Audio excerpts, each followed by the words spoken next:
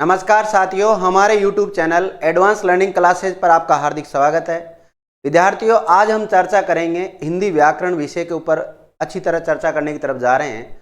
तो जो पहला टॉपिक होगा आज हमारा, उसका नाम होगा हिंदी से संबंधित सामान्य जानकारी।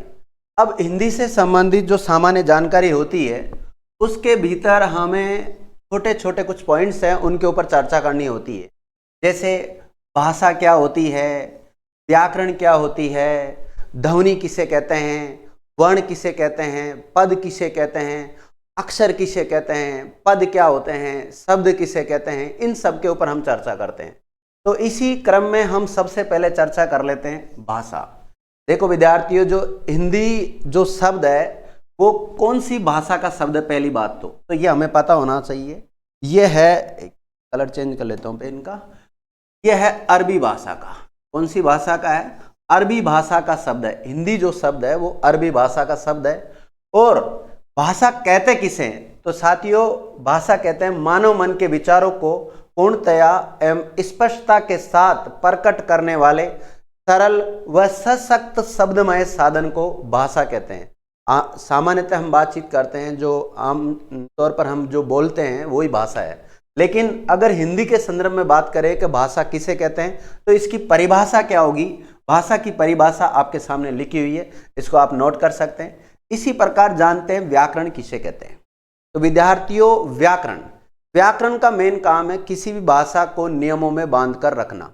तो भाषा को नियमों में बांधने का काम कौन करता है? व्याकरण करता है। तो व्याकरण की यहाँ पर मैंने 2-3 परिभाषाएं लिखी हैं, उनको मैं आपके सामने प्रस्तुत कर रहा हूं। तो देखिएगा, व्याकरण वह शास्त्र है जिसके द्वारा हम किसी भी भाषा के शुद्ध रूप का ज्ञान प्राप्त कर सकते हैं।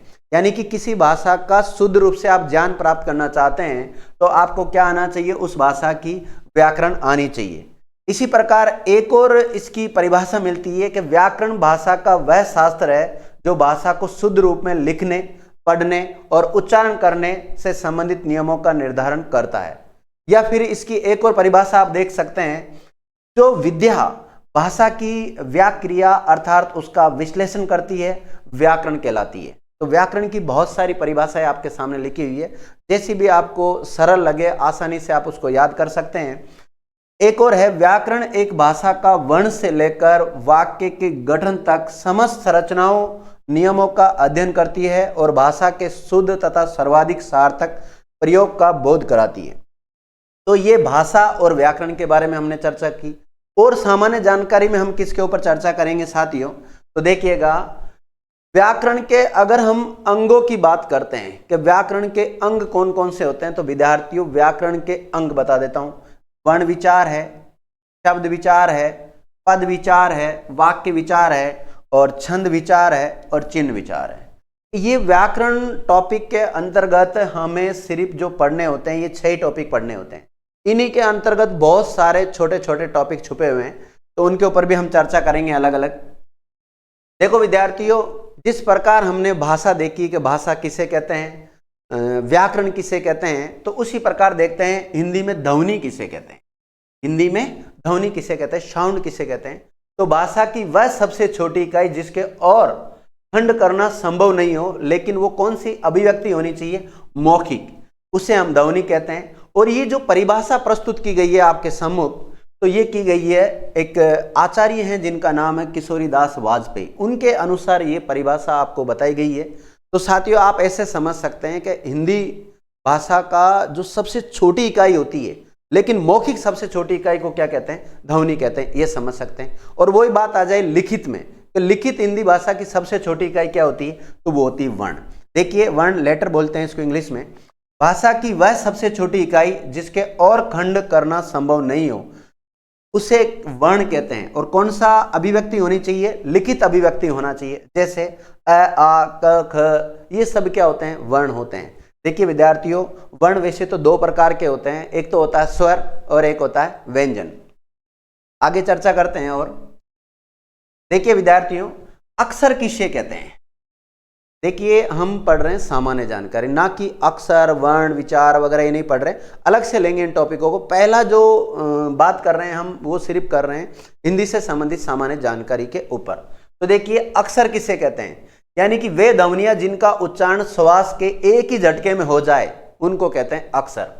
या फिर एक और इसकी परिभाषा मिलती है कि सभी स्वर और स्वर सहित व्यंजन को ही अक्षर कहते हैं। स्वर तथा स्वरांत व्यंजन अक्षर कहलाते हैं। देखो कई प्रकार की परिभाषाएं लिख दी मैंने, दो सरल परिभाषा भी लिख दी और बिल्कुल जो लैंग्वेज के हिसाब से जो परिभाषा होती है वो भी आपके सामने लिखी हुई है। देखिए जैसे ये तो क्या है, ये स्वर है और ये क, ये व्यंजन है। और यदि इस क में मैं अ स्वर जोड़ देता हूं, क्या जोड़ देता हूं, अ स्वर जोड़ देता हूं, तो ये बन जाता है क, यानी कि बिना अलंत वाला। तो एक तो जिसमें स्वर छुपा हुआ है ऐसा कोई व्यंजन है तो उसको भी हम अक्षर कह लेते हैं, और या खुद कोई स्वर है तो उसको भी अक्षर कह सकते हैं। अगर हम अक्षर शब्द का टुकड़ा करते हैं तो इसका जो खंड होता है वो होता है अधन हर। हर का मतलब लिया गया शरण से, जिसका शरण, अ का मतलब लिया गया नहीं, अ एक उपसर्ग है और अ एक नकारात्मक उपसर्ग है, तो अ प्लस क्षर। तो इनका अगर हम अर्थ बनाते हैं, अर्थ निकालते हैं अलग, क्षर का मतलब शरण होना, नाश होना, अ का मतलब नहीं होना। तो अगर जिसका शरण नहीं होता, जिसका नाश नहीं होता, उसे कहते हैं अक्षर। क्या कहते हैं उसे? अक्षर कहते हैं। अक्षर विद्यार्थियों दो प्रकार के होते हैं, बद्धाक्षर और मुक्ताक्षर। अब बद्धाक्षर किसे कहते हैं? जिसकी अंतिम ध्वनि हलंत युक्त हो उसे बद्धाक्षर कहते हैं। और मुक्ताक्षर किसको कहते हैं? जिसकी अंतिम ध्वनि में क्या हो, स्वर हो। तो जिसमें हलंत आता हो वो तो बद्धाक्षर है, और जिसमें हलंत नहीं आता हो, स्वर आता हो, वो मुक्ताक्षर है। जैसे आपके सामने श्रीमान, जगत, परिषद ऐसे शब्द लिखे हुए हैं, फा, ला, पी, जा, जगत, इन सब में लास्ट में स्वर आ रहा है। देखो अगर हम खा का टुकड़ा करते हैं तो इसमें हलंत वाला क है और आ छुपा हुआ है, तो इसके अंत में क्या आ रहा है? आ स्वर आ रहा है। तो यही तो है, जिसके अंतिम ध्वनि स्वर हो वो मुक्ताक्षर अक्षर कहलाता है। इसी प्रकार जो बद्धाक्षर अक्षर किसे कहते हैं? जिसके अंत में हलंत आता हो, जैसे श्रीमान, तो इसमें न में क्या लगा हुआ है? हलंत लगा हुआ है। देखिए विद्यार्थियों दो शब्द आपके सामने आपने देखे होंगे, एक तो जगत और एक जगत। हालांकि ये युग्मक शब्दों में पूछे जाते हैं। इस जगत का मतलब तो होता है जो कुएं के चारों तरफ जो मेड़ होती है उसको जगत कहते हैं, और इस जगत का मतलब होता है संसार। का मतलब क्या होता है? संसार होता है साथियों। तो ये सामान्य जानकारी के ऊपर चर्चा चल रही है, और देखते हैं नेक्स्ट फैक्ट क्या है इसके बारे में। देखो विद्यार्थियों, शब्द किसे कहते हैं? शब्द किसे कहते हैं आपके सामने लिखा हुआ है, दो या दो से अधिक अक्षर या वर्णों के समूह को ये शब्द कहते हैं। दो या दो से अधिक अक्षर या वर्णों के समूह को क्या कहते हैं? शब्द कहते हैं। ये शब्द विद्यार्थियों सार्थक भी हो सकते हैं और निरर्थक भी हो सकते हैं। विद्यार्थियों सार्थक शब्द किसे कहते हैं? पहली बात तो आपके माइंड में आना चाहिए, सार्थक शब्द कैसे किसे कहते हैं? जिनका कोई न कोई अर्थ निकलता हो। ऐसे शब्द जिनका हिंदी के शब्दकोश में अर्थ मिलता है उन्हें हम सार्थक शब्द कहते हैं, और जिनका कोई अर्थ नहीं मिलता उनको हम क्या कहते हैं? निरर्थक शब्द कहते हैं। और आपका यहाँ पे एक विलोम शब्द भी तैयार हो गया कि सार्थक शब्द का विलोम शब्द क्या होता है? तो निरर्थक होता है। ठीक है, अब देखो सार्थक शब्द आपके सामने जैसे परीक्षा, समाज, कमल, कलम आदि, ये सारे शब्द क्या है? सार्थक है। लेकिन निरर्थक शब्द आपके सामने कुछ लिखे गए जैसे उमच, लकम, मकल, लपन, डनक, ऐसे कोई शब्द आपने सुने तो है, पर इनका हमें हिंदी का जो शब्दकोश होता है, शब्दों का जो भंडार होता है, वहां पे हमें इनका कोई अर्थ नहीं मिलता, इसलिए हम इनको कह देते हैं निरर्थक शब्द। साथियों इसी प्रकार देखिए पद, हालांकि हम शब्द विचार टॉपिक पढ़ेंगे, वहां पर शब्द के बारे में विस्तृत रूप से चर्चा करेंगे, लेकिन अभी हम सिर्फ सामान्य जानकारी जानना चाह रहे हैं इनके बारे में। देखो पद किसे कहते हैं? विद्यार्थियों शब्द और पद में कोई ज्यादा अंतर नहीं है, शब्द को ही पद कहते हैं। लेकिन अंतर क्या वो देखो, शब्दों के साथ यदि कोई कारक चिन्ह जुड़ जाए या शब्दों का प्रयोग वाक्य में कर दिया जाए तो वो शब्द ही क्या बन जाता है? पद बन जाता है। क्या बन जाता है? शब्द ही पद बन जाता है। जैसे मैं बताता हूं आपको, जैसे अपने पास एक शब्द है कमल। क्या है? कमल। तो इस कमल को आप शब्द कहेंगे या पद कहोगे? तो कमल अगर अकेला आता है तो जब तो इसको शब्द के रूप में यूज लेंगे, इसके रूप में, शब्द के रूप में इसको प्रयोग में लेंगे। अगर देखिए कमल का मैं वाक्य में प्रयोग कर देता हूं या कमल के साथ कोई कारक चिन्ह जोड़ देता हूं, जैसे मैंने लिख दिया कमल ने, क्या लिख दिया? कमल ने, तो कारक चिन्ह आ गया। अब ऐसी स्थिति में इसे शब्द नहीं कहकर इसको हम कहते हैं पद। या फिर एक और लिख सकते हैं हम, जैसे इसका प्रयोग कर देते हैं कमल विद्यालय गया, क्या लिखते हैं? कमल विद्यालय गया, कमल विद्यालय गया।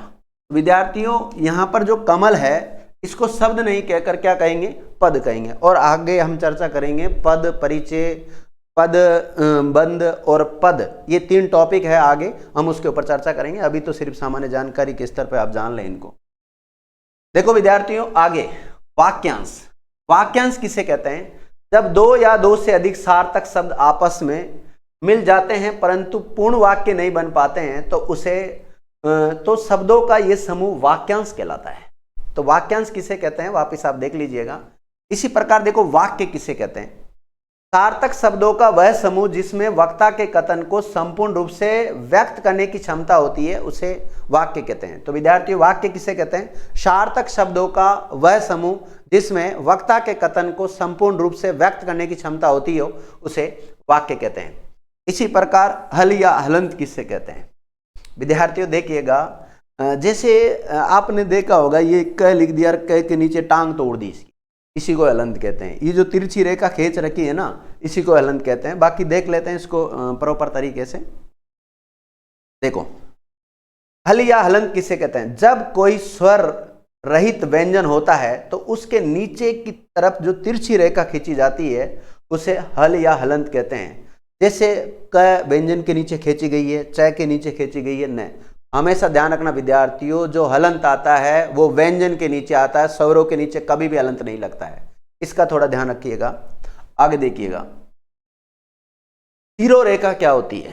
देखो इस शब्द का अगर हम खंड करते हैं तो इसका खंड होता है विद्यार्थियों, संधि पढ़ी होगी आपने, सिर धन रेखा। क्या होता है? सिर धन रेखा। तो सिर के ऊपर जो रेखा खींची जाती है उसे क्या बोलते हैं? शिरोरेखा। अब हमारे सिर के ऊपर तो खींची जाएगी नहीं, खींची जाएगी किन के ऊपर? या तो अक्षरों के ऊपर, वर्णों के ऊपर, शब्दों के ऊपर जो रेखा खींची जाती है उसी को क्या कहते हैं? शिरोरेखा कहते हैं। यहाँ पर क्या लिखा हुआ देख लीजिए, किसी शब्द को लिखते समय उसके ऊपर जो रेखा खींची जाती है उसे क्या कहते हैं? शिरोरेखा कहते हैं। सर अभी भी समझ में नहीं आया शिरोरेखा किसे कहते हैं? तो देखिए विद्यार्थियों, हमारे पास 3 अक्षर है, जैसे क, म और ल, ये 3 अक्षर है। इनके ऊपर जो ये रेखा खींची गई है, सीधी रेखा खींची गई है, इसी को क्या कहते हैं? शिरोरेखा कहते हैं। सर आप तो ये बताइए हमें, अधोरेखा जो लिखा हुआ है, अधोरेखा किसे कहते हैं? तो देखिए किसी शब्द को लिखते समय उसके नीचे जो रेखा खींची जाती है उसे अधोरेखा कहते हैं। देखिएगा विद्यार्थियों, ये देखिए जैसे हमारे पास एक शब्द है कहते हैं, अब इसको मैंने रेखांकित कर दिया, यही अधोरेखा है। समझ गए? तो शिरोरेखा क्या है, अधोरेखा क्या है, वो भी समझ में आ गया आपके। आगे देखते हैं विद्यार्थियों, ये देखिए विद्यार्थियों, निम्न बिंदु या नुक्ता या अधो बिंदु किसे कहते हैं? देखिए विद्यार्थियों, निम्न बिंदु कहो चाहे नुक्ता कहो चाहे अधो बिंदु कहो, बात एक ही है। ये किसे कहते हैं? तो विद्यार्थियों, फारसी तथा अंग्रेजी से हिंदी में आए कुछ शब्दों के कुछ वर्णों के मूल ध्वनियों का उच्चारण कोमल बनाने के लिए संबंधित वर्ण के नीचे एक बिंदी लगाई जाती है, उसे निम्न बिंदु या नुक्ता चिन्ह या अधो बिंदु कहते हैं। ठीक है, जैसे क के नीचे ये बिंदी लगी हुई ना, इसको कहते हैं नुक्ता। ताक, कौम, ख में खाकी, ग में लगी हुई गम, गजल, जरा, फल, फन, इनके नीचे जो लगी हुई रहती है उसको बोलते हैं। देखो मैं कुछ युग्मक शब्दों के उदाहरण लिखता हूँ आपके सामने, यहीं लिख देता हूँ साथियों, यहाँ लिख देता हूँ, जो इसी के साथ आपके समझ में आ जाएगा थोड़ा बहुत। यहाँ मेरे पास थोड़ी बहुत जगह है, इसे लिख देता हूँ। जैसे एक शब्द लिखा हुआ विद्यार्थियों, जरा। क्या लिखा हुआ है? जरा। और एक ये जरा लिखा हुआ है, मैंने एक के नीचे नुक्ता चिन्ह लगा दिया। एक के नीचे क्या लगा दिया? नुक्ता चिन्ह। तो जहाँ पर नुक्ता चिन्ह लगा दिया जाता है वहां पर मतलब बल लगाना पड़ता है, उसके फोर्स लगाना पड़ता है, तो अब इनका अर्थ चेंज होता है। कई बार कहते हैं ना हिंदी बिंदी लगा देती है, तो वो हिंदी बिंदी ऐसे लगाती है। देखो ये बिंदी लगाई जिसमें इसका अर्थ का अनर्थ हो गया। अब अर्थ कैसे चेंज हुआ इसका देखिएगा। इस ऊपर वाला जो शब्द जरा, इसका मतलब तो है थोड़ा, इसका अर्थ क्या है? थोड़ा है। और जो नीचे वाला जरा लिखा है इसका मतलब है वृद्धावस्था। क्या है? वृद्धावस्था। कहते हैं ना जरा जो अवस्था होती है, वृद्धावस्था होती है, वो बड़ी बेकार अवस्था होती है। उसमें व्यक्ति को जितने भी उसके जीवन में जो भी उसके कार्य किए गए हैं उसमें पछतावा ही मिलता है और कुछ नहीं मिलता है। और ये जरा का मतलब होता है थोड़ा। देखिए आपने एक मूवी देखी होगी और उस मूवी का नाम है जन्नत मूवी, देखी होगी आपने। और उसमें एक गाना आता है, जरा सी दिल में दे जगह। तो जरा का मतलब क्या होता है, थोड़ा। तो वहां से भी आप शब्दों को पकड़ सकते हैं, कहीं से भी शब्द पकड़ सकते हैं आप। देखिए इसी प्रकार होता है अनुनासिक किसे कहते हैं। जब किसी वर्ण का उच्चारण मुख और नाक दोनों से होता है तो उसे कहते हैं अनुनासिक। और इसका जो चिन्ह होता है वो होता है चंद्रबिंदी वाला, जिसको कहते हैं ना हम चंद्रबिंदी लगाते हैं, तो उसे अनुनासिक कहते हैं। और उच्चारण में लघुता रहती है, जैसे आपके सामने उदाहरण मिल रहा है, पाँव, आंगन, अंधेरा, हंसना, गांधी या गांव, ये सारे शब्दों में जैसे हम क्या लगाते हैं, अनुनासिक लगाते हैं, इसको बोलते हैं अनुनासिक। जो चंद्रबिंदी लगाते हैं ना इस प्रकार से, इसको अनुनासिक कहते हैं। अनुनासिक के उच्चारण में सांस नासिका से कम और मुंह से ज्यादा निकलती। देखो यहां बताया गया मुख से और नाक से निकलती है, लेकिन अधिक मात्रा में किससे निकलती है, तो नासिका से तो कम मात्रा में निकलती है, मुख से अधिक मात्रा में निकलती है। नेक्स्ट देखते हैं। इसी प्रकार बात करते हैं अनुस्वार की। एक तो बिंदी होती है और एक चंद्रबिंदी होती है। तो चंद्रबिंदी को तो क्या बोलते हैं, अनुनासिक बोलते हैं, और बिंदी को क्या बोलते हैं, अनुस्वार कहते हैं। जब किसी वर्ण का उच्चारण केवल नाक से होता है तो उसे अनुस्वार कहते हैं। ठीक है, ये स्वर के बाद आने वाला व्यंजन है जिसकी ध्वनि नाक से निकलती है, जैसे अंगद, अंग, कंगन आदि उदाहरण आपके सामने। इसी प्रकार नोट डाल के क्या लिखा हुआ है, अनुस्वार के उच्चारण में श्वास नासिका से अधिक निकलती है और मुख से कम। विद्यार्थियों अगर आप जहां चंद्रबिंदी लगाते हैं तो इसका मतलब मुख से ज्यादा हवा निकलती है और नाक से कम निकलती है। लेकिन जहां आप ये सिर्फ बिंदी लगा देते हैं, जिसको हम अनुस्वार कहते हैं, अगर ये लगाते हो तो वहां इसका मतलब यह है कि जिसकी ध्वनि नाक से ज्यादा निकलती है और मुख से कम निकलती है। ठीक है ना, ये थोड़ा ध्यान रखना है। इसी प्रकार देखो विसर्ग किसे कहते हैं, यह भी स्वर के बाद आता है। वस्तुतः यह व्यंजन है जिसका उच्चारण है की बात ही होता है। हिंदी के तत्सम शब्दों में इसका प्रयोग देखा जाता है, जैसे मन कामना शब्द है, दुख शब्द है। विद्यार्थियों हम ज्यादातर यूज लेते हैं शब्द मनोकामना। कौन सा शब्द यूज लेते हैं, मनोकामना लेते हैं। विद्यार्थियों मनोकामना कोई शब्द ही नहीं है, यह आज से गांठ बांध लीजिए आप, मनोकामना कोई शब्द नहीं है। तो सर हम तो जब भी मंदिर मस्जिद जहां पर भी जाते हैं तो ये कहते हैं ईश्वर मेरी मनोकामना पूर्ण करना। तो आपकी मनोकामना पूर्ण होती नहीं है। क्यों नहीं होती, क्योंकि आप जो ईश्वर से प्रार्थना कर रहे हैं वो आप बोल रहे हैं मनोकामना पूर्ण करो। तो मनोकामना तो कोई शब्द ही नहीं है, तो ईश्वर आपकी कैसे प्रार्थना स्वीकार कर लेगा। तो आज से जब भी आप जाओ तो आप बोलना मनोकामना पूर्ण करे, तो आपकी मनोकामना 100% पूरी होगी। ठीक है, आगे देखते हैं। नोट, अनुस्वार और विसर्ग को आचार्य किशोरीदास वाजपेयी ने तो स्वर मानते हैं और न ही व्यंजन। इन दोनों ध्वनियों को वो अयोगवाह वर्ण कहते हैं, जिसका अर्थ है, अयोगवाह का मतलब क्या होता है, योग न होने पर भी जो साथ रहे।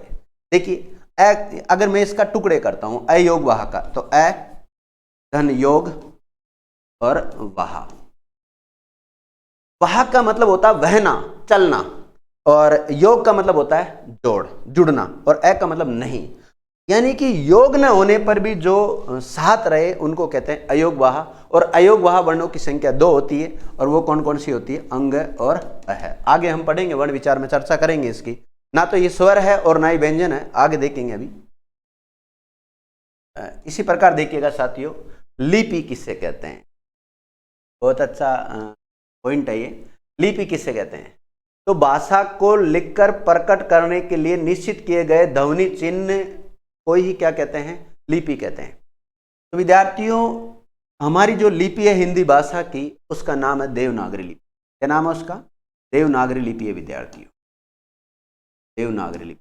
हमारी जो हिंदी की भाषा है उसका नाम देवनागरी लिपि है। ऐसा नहीं है कि केवल जो हिंदी भाषा है उसी की लिपि का नाम देवनागरी हो, अन्य कई भाषाएं हैं जिनकी लिपि का नाम भी आपको देवनागरी मिलता है।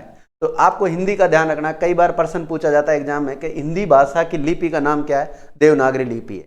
और देवनागरी लिपि में कुल वर्णों की संख्या 52 है, ठीक है 52 है। और ये 52 हुए कैसे, अगली स्लाइड पे हम चर्चा करेंगे इसके बारे में। इसी प्रकार देखो विद्यार्थियों, वर्णमाला किसे कहते हैं, अल्फाबेट किसे कहते हैं। देखो जिस प्रकार फूलमाला को फूलमाला क्यों कहते हैं, क्योंकि फूलों के जो क्रमबद्ध समूह होता है इसलिए उसको फूलमाला कहते हैं। इसी प्रकार यदि वर्णों या ध्वनियों के क्रमबद्ध समूह होने के कारण ही इसको क्या कहते हैं, वर्णमाला कहते हैं। इसी प्रकार देखिए मात्रा किसे कहते हैं, मात्रा विद्यार्थियों स्वरों का जो वास्तविक रूप होता है या स्वरों के उच्चारण में जो समय लगता है उसी को मात्रा कहते हैं। और हिंदी में जो मात्राओं की संख्या है वो 10 है, लेकिन स्वरों की संख्या कितनी है? 11 है। और एक दीर्घ री स्वर वाली जो मात्रा होती है वो भी हिंदी में प्रयुक्त होती है, लेकिन वो केवल दीर्घ संधि में देखने को मिलती है। देखते हैं यहाँ पर क्या लिखा हुआ है। स्वर का वास्तविक रूप जिस रूप में बदलता है उसे मात्रा कहते हैं, अर्थात स्वरों के उच्चारण में जो समय लगता है, जो काल लगता है, उसी को मात्रा कहते हैं। और इनकी संख्या कितनी बताई गई है? 10 बताई गई है। और ये 10 कौन कौन सी आगे चर्चा करेंगे। देखिए इसमें कुछ फैक्ट लिखे हुए हैं कि भाषा की सबसे छोटी लिखित इकाई कौन सी होती है, तो उसका नाम है वर्ण। ये इकाई से संबंधित कुछ फैक्ट है। तो आपसे पूछा जाए भाषा, हिंदी भाषा की सबसे छोटी इकाई कौन सी है, तो उसका नाम क्या है? वर्ण है। और आगे देखते हैं, यदि विकल्प में वर्ण नहीं दिया हुआ है तो हम हिंदी की सबसे छोटी इकाई को क्या मानेंगे? किसको मानेंगे? तो हम मानेंगे अक्षर को। किसको मानेंगे? अक्षर को मानेंगे। अगर वर्ण दिया हुआ विकल्प में तो कोई दिक्कत नहीं, जब तो हम वर्ण को ही मानेंगे, लेकिन वर्ण नहीं दे रखा तो फिर हम किसको मानते हैं? अक्षर को मानते हैं। आगे और कुछ दे रखा है, इकाई से रिलेटेड ही कुछ फैक्ट है। अर्थ के आधार पर भाषा की सबसे छोटी इकाई। आपसे पूछा जाए अर्थ के आधार पर, यानी कि जिसका कोई न कोई अर्थ होता हो, या इसकी जगह पर एक और शब्दावली मिल सकती है सार्थकता के आधार पर। मिल सकता है, सार्थकता शब्द भी आपको देखने को मिल सकता है। तो सार्थकता के आधार पर या अर्थ के आधार पर भाषा की सबसे छोटी इकाई कौन सी होती है? शब्द होती है। इसका नाम याद रखना, शब्द होती है।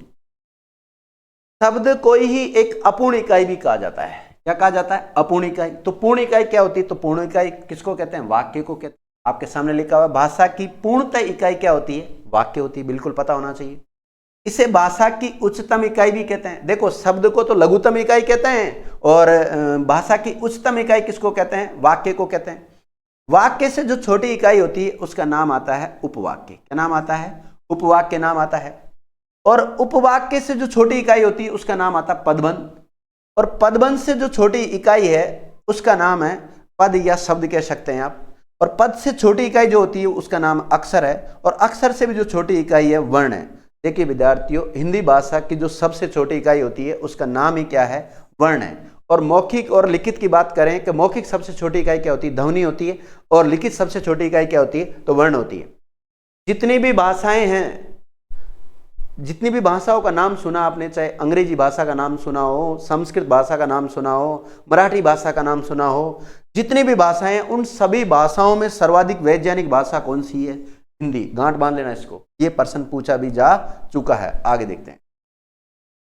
देखिए विद्यार्थियों, इसके अलावा कुछ और फैक्ट दे रखे हैं, जैसे हिंदी का विकास क्रम कैसे हुआ। सबसे पहले वैदिक संस्कृत, फिर लौकिक संस्कृत, फिर पाली, फिर प्राकृत रूप, फिर अपभ्रंश या पुरानी हिंदी, फिर उसके बाद में खड़ी बोली, और फिर उसके बाद में हिंदी। और हिंदी भारत की राजभाषा भी है। अनुनासिक ध्वनियां कौन किसे कहते हैं? देवनागरी वर्णमाला के वर्गीय व्यंजनों का जो पंचम अक्षर होता है उसे अनुनासिक ध्वनि कहते हैं। जैसे अंग, य, न, म, ये 5 होते हैं। अंग, य, 1 मिनट, यहाँ से एक कट गया, इसको ये बोलते हैं, 6 वर्ग में आता है वो। देखिए मैं वापस लिख दे रहा हूँ आपके सामने। एक तो क वर्ग का जो पंचम वर्ण आता है वो होता है अंग, एक होता है य, और एक होता है ण, और एक होता है न, और एक होता है म। इनके सबके नीचे हलंत आएगा ना। एक विद्वान है साथियों, बाबू श्याम सुंदर दास ने देवनागरी वर्णमाला में सुधार और संशोधन का प्रयास करते हुए ये सुझाव दिया है कि हिंदी में पंचमाक्षर के स्थान पर अनुस्वार का प्रयोग करना चाहिए। तो किसने सुझाव दिया? उनका नाम भी पता होना चाहिए, बाबू श्याम सुंदर दास के द्वारा।